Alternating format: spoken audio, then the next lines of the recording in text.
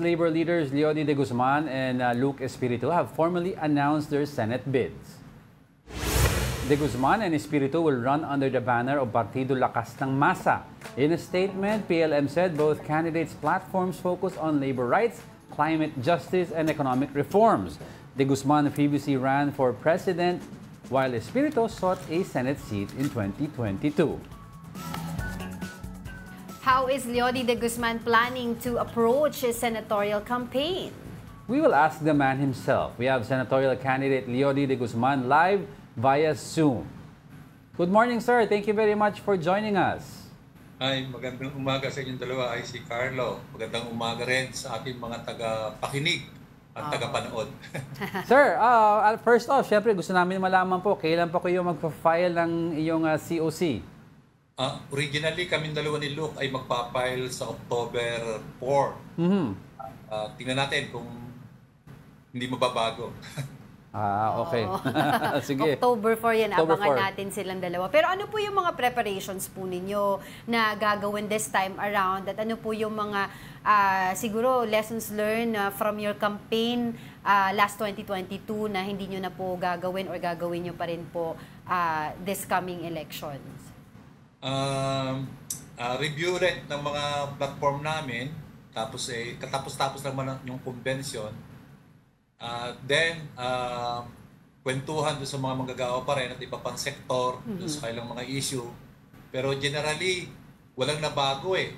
After 6 years, walang nabago doon sa mga issue at kahilingan ng mga manggagawa at ng masang Pilipino. Yun pa rin, kung ano yung issue noon dati, ay siya pa rin issue ngayon. Mababa ang sahod, kontraktualisasyon, jobs opportunity, napaka-limited, ang taas ng presyo, ng kuryente, ng bigas, ganun pa rin. Kung ano yung issue dati ng masa, ay siya pa rin issue ngayon after ng 6 years na panunungkulan ng mga magre-re-elect ngayon. Leody, kasi yung nakausap rin namin, hindi, napanood namin yung mga interview doon ni Teddy Casino. Mukhang pareho kasi yung mga issues nyo naman, no? Na paulit-ulit na lang daw hindi na-resolve. Hindi nyo ba naisipan po na makipag-alyansa sa grupo nila? Yun na sana, maganda, ano? Magsama-sama yung lahat ng mga may kapare-pareho namang pagtingin sa problema ng bansa at solusyon sa mga kinakaharap na problema. Maganda yun eh. Kaya lang, naunang nagdeklara ang makabayan na magkukumpleto sila ng slate.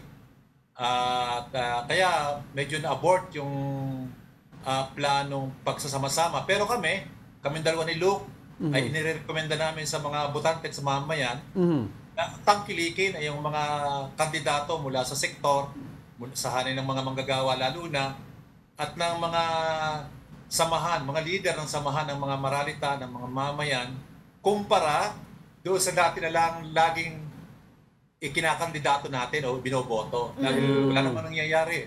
Oo. Speaking of laging kumpara doon sa mga laging nakikita natin na mga laging binoboto, recently po may nilabas ang Okta Research na survey at nandoon nga po mga familiar faces sa mga senatorial or senatoriables. Your reaction to this po? Normal yan dahil ngayon pa lang halos nagsisimula yung awareness ng mga tao doon sa klase ng politika na meron tayo, yung dynasty, at lumalakas ngayon ang kampanya ng mga mamayan laban sa dynasty dahil alam nyo, garapalan na eh dahil gusto nang popohe ng mga dynasty ang Senado, Kongreso. Alam naman natin yung Malacanang Presidente at Vice President, puro dynasty na yan. Ngayon parang garapalan na eh. Kaya mas madaling ipaliwanag ngayon sa mga mamayan yung masama ang dynasty, walang development, lahat ng mga dynasty, akusadong mga magnanakaw. Hindi nila problema ang problema ng mamayan at ang problema nila ang kailang nire-resolve. Tingin ko yung bagay na yan na garapalan nilang gustong popohin ang gobyerno ay makakatulong para mamulat yung ating mga mamayan na walang pag-asa dito sa mga dynasty ito na recycle. Palaging nananalo, palaging napupwesto, pero wala naman nababago sa kanilang mga pangako at kalagayan ng mga mahihirap. Kaya siguro yun yung aming pag-asa ni Luke.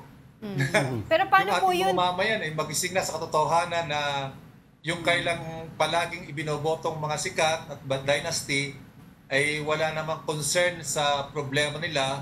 Kaya hanggang ngayon, kahit yung Ay, naku, Naku, wala si sayang. Calyodi, sayang. Sayang, ganda yung Calyodi? sinasabi niya. Oo. Calyodi, are you still there? paha, Ayun, Yun, wala yan. po. Paulit Yan, si na lang Calyodi. po. Opo. Oo. Di kasi Calyodi, syempre, 'di ba? Dun sa mga survey na nakikita natin, wala po kayo dun sa, sabihin na po natin sa Magic 12. So ano pong pwede niyo pong magawa para po mas makilala kayo ng mga kababayan natin? wala naman kaming paraan pang magagawa dahil di naman kami mga bilyonaryo, di naman kami mga milyonaryo na pwedeng gumamit ng telebisyon na magbayad ng 600 to 1 million in 15 seconds. Hindi namin kaya yun eh. Mas maganda sana kung mga milyonaryo kami. Pero kami, mga leader ng masa, at umaasa kami na yung karanasan ng masang Pilipino, ng mga ating mga kababayan, ng ating mga manggagawa, sa eleksyon na palagi na lang nilang tuwan-tuwa silang iboto, yung mga sikat at yung mga mayayaman, lalo na yung mga nagbibigay ng 500 at 1,000. Pagkatapos naman ng eleksyon, hindi naman pinapansin yung problema nila. At puro himutok ang aabutin nila pagkalipas ng eleksyon dahil sa halip na nga tulungan, perwisyo pa ang ginagawa dahil patuloy tayong ibinabaon sa utang at ang mga balita sa TV, radyo, telebisyon o sa dyaryo puro nakakasama ng loob dahil corruption, kriminalisasyon, kahirapan ng buhay. Yun na lang ang nagiging kwento after nilang manalo. Kaya yun ang aming inaasahan ni Luke. At sa tingin ko, pati yung iba pa mga progresibo na wala rin pera, na magising ang ating mga mamayan sa katotohanan, yung mga bilyonaryong kandidato ay para sa kailang sarili at para sa mga bilyonaryo rin, mayayaman. Never sa ating kasaysayan ng eleksyon na napwesto ay puro mayayaman na tinugunan yung problema ng ating mga mahihirap. Sabi ko nga, yung bigas.